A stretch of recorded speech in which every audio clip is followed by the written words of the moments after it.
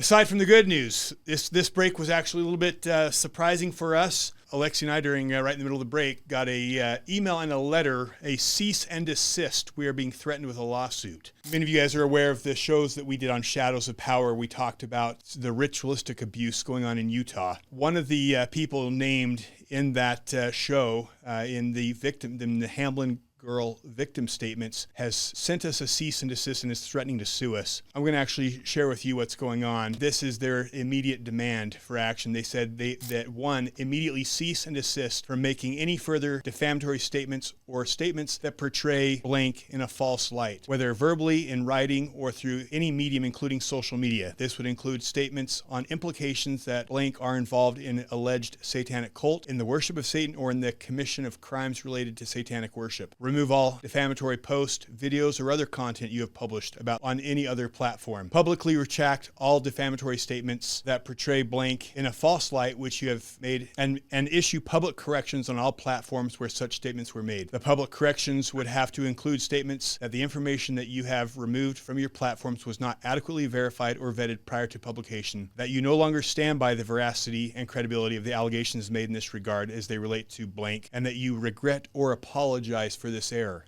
Bottom line is this: they're threatening us to take down all the content around this show. I hope you've seen it. If you haven't seen it, I'm going to encourage you to see it, because my answer to the person who sent this, which if you watch that show, I will tell you the person who's sending this is a very well-known person in that show. We talked to them several times. Quite frankly, I've been in this since doing that show. I've had enough victim after victim after victim talk about what's going on in this state. And my answer to you is we will not take this down. We are not going to remove this content. We are not backing down. In fact, I'm going to encourage our listeners and our viewers to go and watch that show and understand what is in there. And if you guys bring a lawsuit, we will fight you.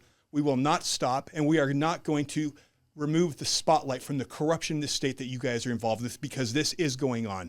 To our listeners, I want to thank you guys for your support. We won't stop fighting this fight. We're not going to be bullied into submission. We're not going to let these people try to sue us. And if they do, we will fight back, because that is what they want. You guys want us to try to silence us. You're going to get us screaming even louder. We're going to do more shows on this, because we are not going away. This evil needs to be stopped. The corruption with our governor, the corruption throughout this state, it grows because of silence. You guys own the media. You own KSL, you own Deseret News, but you don't own us, and you never will. So we will not sit quietly, and nor will we retract any of the things we've said and done.